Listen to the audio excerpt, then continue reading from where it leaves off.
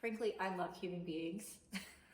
I love people. I love their stories. I have been truly blessed in this life to be able to travel all over Asia, Africa, North America, and meet so many different people and see and get a sense of what really makes us human. And what I've found is that there's a lot of commonality. The circumstances may be different, the cultures may be different, the history may be different, but what is it that we truly value as people? My work has really been around economic opportunity as a means for people to transform their lives, and whether that's to end poverty through microfinance, or whether that's fair employment systems for domestic migrant workers, or here in Hawaii, whether that's opportunities for individuals to earn wages that are above survival. Really, it's about human transformation. And that to me really comes down to flourishing. Our mission actually includes the word flourishing. Our mission at Lift High Foundation is to invest in the people and families of Hawaii to live stable, healthy, fulfilling lives, and thereby allow our communities to flourish. I believe all those things in my heart. I believe those feelings. I've seen it in my work. But how do we tie that to data? How do we tie that to research? How do we tell our stories in a way that become more accessible to a wider community of individuals? For us, measuring that human transformation is core to who we are. And I really want to lean into the research that's being done now, the work that's being done, because we invest in people by providing a good jobs to employment opportunity. So not only do we want to see their individual transformation, but we want to see the transformation of workplaces that become more open and available to a larger community of people. Flourishing, what that means for an organization, and flourishing, what that means for an individual, that individual's potential to transform and change and fulfill their own individually defined dreams. That's why I joined the program. So the best thing about the program for me so far is really the relationships I'm building, not just through my peer group, which is 3 of us from the larger cohort, but it's really the opportunities we have where we're in a full group session and go into breakouts.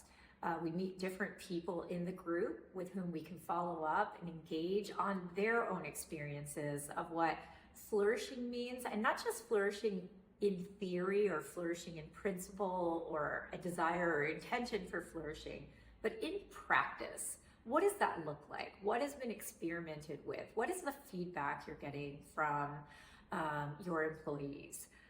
So like I mentioned, the peer group has been wonderful. I'm partnered with 2 other individuals who are in nonprofit organizations. And so we have similarities that allow us to go deep on some of those subjects, but we're not limited there. When we feel like we don't have the skills to answer a question, we then reach out into the broader community. And the individuals who are there truly because they want to be part of flourishing environments. And so when we ask for a meeting, of course. And some of that growth is happening outside of the larger cohort, within our peer group, and then in these breakout sessions. So I've really appreciated those opportunities and exposure to people I wouldn't meet otherwise. So I would say my biggest learnings so far are one about individual growth, some of the things that I need to do myself to better demonstrate and model for the community in which I operate what that flourishing mindset looks like.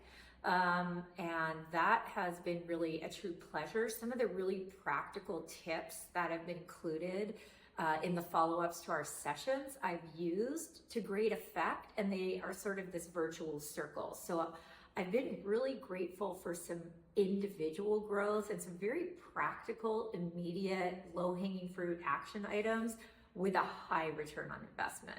So that would be the first. I think the second thing is really the systematic analysis of where we want to go as an organization against all of the factors that feed into flourishing. Flourishing is not just wellness programs, being kind. It's not just about values. It's not just about mission, or impact, which is what drives us. You have to have the processes. You have to have the systems in place. And what the World Flourishing Organization has done is really mapped this out in great detail, and you can sort of cross-check your organization, your mission against this checklist, and then prioritize. What do I want to do first? What do I don't want to do second, and over what time frame? I sort of came into this project thinking, I would really like to have measurement tools. And that's still ultimately my 30,000 foot goal, but it's much more holistic now. I see that interconnectedness, that interwovenness, and I'm looking forward to implementing those realistically in our organization as we're going through the program.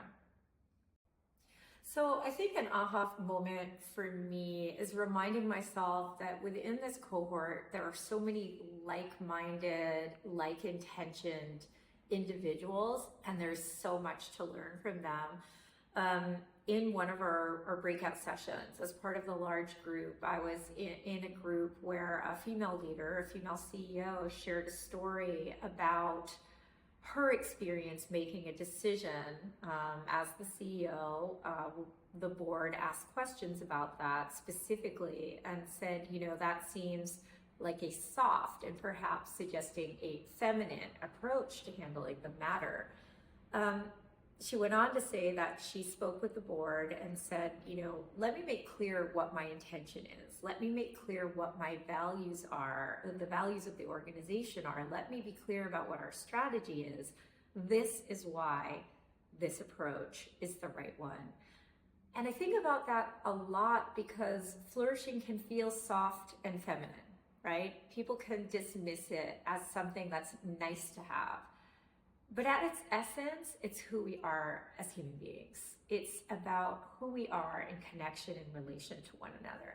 If we want change in organizations, we want change between individuals, we want change within ourselves, we have to be in touch with these aspects. And flourishing means if we truly want flourishing, we have to be able to engage and have those conversations that include emotion, that include thoughtful insight, that include reflection.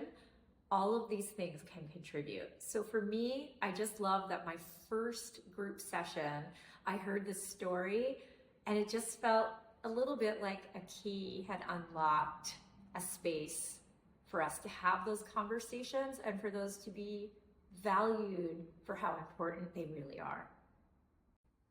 So I think oftentimes, what I'm reflecting on here can often be considered a weakness. That's, I think, where the softness comes in. But actually, I really see that as a strength. I see in our own organization, when we give people that space, we have the values of caring. If you're caring, you can build trust. Trust is our second value. If you have trust, you can have truth. And with truth, you can have excellence. Those are strengths, but they require that connection and relation. And with those things together to get to that excellence, you really create that flourishing. So there are a lot of conversations in the workspace since I've been employed, these last 25 plus years around wellness and work-life balance. And they often follow kind of a certain model. I only want to work 9 to 5. I don't work on weekends. There's sort of a structure that is placed on top of that, or a predetermined notion of what work-life balance looks like. The reality is that we're human beings. We have individual objectives, individual preferences, individual ways of entering the flow state, different times of day. We have different priorities in family. And I think this one size fits all can really limit, even if you offer a couple of alternatives, it can really limit the potential of a concept like flourishing. To me, it's so important important really to think about working with the individual. Is that messier? Does it take longer time? Yes. But again, we have to look at this as an investment, and that investment will have a significant return if done properly. So I'm thinking back to one of the jobs I had previously. We had a CEO who really worked, 80, 100 hours a week. People used to complain about that and said he wasn't modeling work-life balance. He really pushed back on that, and I kind of appreciated it. He said, this is what I value. This is who I am. I'm not expecting you to be that person. What I'm asking you for is the grace to let me be who I am, and I will allow for the grace and the space for you to be who you are. And I think when we look at Flourishing, this really is a human by human project. And I know that we always talk about scale in projects and initiatives, but when we're talking about people and what it is to be human, it's a person by person project. And so I just want to really remember myself what that means and looks like as we work not only with our employees within our organization at Lift High, but also with the individuals who go through our training. So for me, when I complete the program, success will really look like me being able to tell the whole story of what we hope to accomplish with the mission, strategy, and direction of our organization. We are an organization that looks at good jobs to training to good jobs pathways. And so for us, it's easy to measure jobs, right? Are they in a job? Is someone still in a job? But really, our mission is about transformation. What I really hope is to be able to tell the whole story. Jobs are a part of that story, and they're easy to measure part of that story. But what does transformation look like? What is that journey for an individual? Where are places they get hung up, perhaps? Where are places where things accelerate in ways we hadn't expected? What are the tools and levers that allow that to happen? And how do we sort of build those spaces in to ensure that each person has an opportunity to learn that broader skill set? And more importantly then, to tell those stories to the broader community. Transformation at the individual level is one of our three strategic pillars. The third is really around systems change. How do we use the data grounded in the research to tell both individual and rolled up stories about transformation and impact? We need the science, we need the data, we need the KPIs for this to really come to life for many people. They need to see that data to believe it. And that's what I'm really hoping for. As part of the broader effort to make Flourishing a bigger part of every discussion about meaningful lives personally, meaningful lives professionally, I'd really like to be part of number one, just talking about it more. We tend to talk about programs and projects, not a vision like Flourishing. What does that truly mean? And what does that look like? And what does that feel like? I think really digging into those pieces. So I'd really like to be part of elevating that discussion, especially as part of the work that we're doing. Our activities as a tailored training to immediate employment pathway organization is really, we tend to fall in the workforce development category. A lot of workforce development talks about sort of technical training job initiatives, but what we find is that people don't get into, stay into, or leave jobs because of technical skills. It's those human elements. That's what makes the biggest difference. And I want to really elevate, again, not just the general concept of flourishing, but I want to bring it into the context particularly of workforce development. Jobs are not the solution, just like housing is not just the solution for individuals who might find themselves houseless. It's more than that. It's the human endeavor that really allows for that change. And I want to be able to lean into those conversations with the kind of data and research backing that I sort of only have piecemeal now. The Blueprint Project is really helping me tell the whole story, and that's really what I'd like to be part of. The simplest, you can do it tomorrow, you can do it this afternoon, is really taking those 12 questions, which is, Flourishing is made up of 6 components. There's a 12 question survey, 2 for each of those 6 components, and test that. Test that with your team. Test that with your executive team, and really share the results with each other. See where the energy is in the room. We did that with our cohort of trainees, and we were really surprised and delighted by some of the information. I think we were not surprised to hear that the area where people were flourishing least was around financial and material stability. What we were delighted to see was that relational elements were the highest ranked, and we know that relationship is an essential part of flourishing.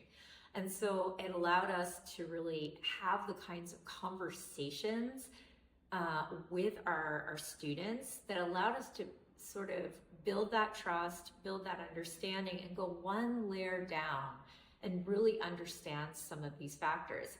The survey, we did it in Google Forms. It took 5 minutes to put together.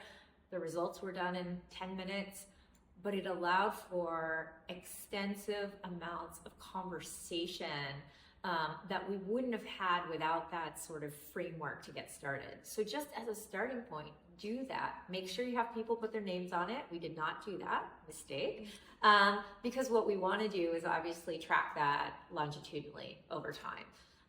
But it's simple, easy, and a powerful way to start the conversation. Just get the conversation started. So I would absolutely recommend this program. I think it needs to be someone at the leadership level of an organization, someone who's really making decisions about values, culture, strategy, whose actions and decisions will really reflect what's important in the organization.